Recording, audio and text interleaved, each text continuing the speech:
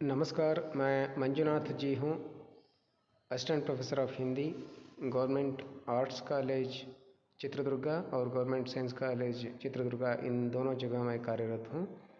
मैं दावणगेरे यूनिवर्सिटी के सिलेबस के अंतर्गत थर्ड बीए, बीएससी, बीसीए से संबंधित जो सिलेबस है उसके अंतर्गत जो सरकारी पत्र आता है, उस सरकारी पत्र का जो पहला सेशन में आज सरकारी पत्र का परिचय प्राप्त कराने का प्रयास करूँगा।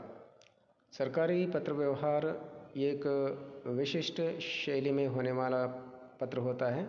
सरकारी पत्रों में संदेह, अनिश्चितता तथा अतिशयोक्ति के लिए कोई स्थान नहीं होता।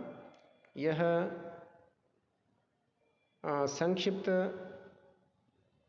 पत्र संक्षिप्त, स्पष्ट तथा निष्पक्ष होते हैं। सरकारी पत्र की निम्नलिखित विशेषताएं भी मानी जाती हैं, जैसे शुद्धता। सरकारी पत्र में भूल के लिए कोई स्थान नहीं होता, यानी जो भी लिखना है बहुत ही स्पष्ट और सटीक लिखना है। एक छोटी सी भूल का बड़ा भारी परिणाम होने की संभावना होती है और होने वाला काम भी नहीं हो, ऐसी संभावना बन सकती है अगर पत्र स्पष्ट और निखर न हो तो।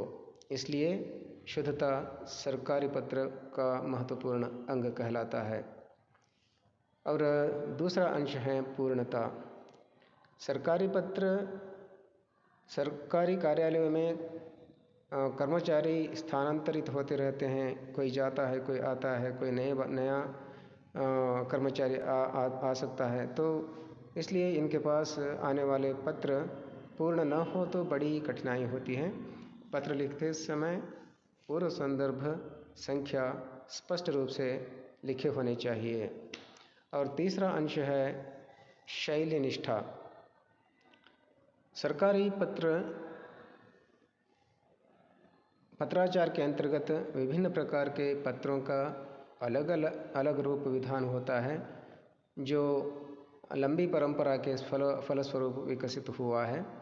ऐसे निश्चित माननीय शैली का प्रयोग होना चाहिए, यानी हर दफ्तर में, हर सरकारी कार्यालय में एक जैसा नमूना होना आवश्यक है, जो कि सरकारी पत्रों से संबंधित। शिष्टता। सरकारी पत्र की भाषा श्रेष्ठ तथा एक उच्चतर गुण वाला होना चाहिए।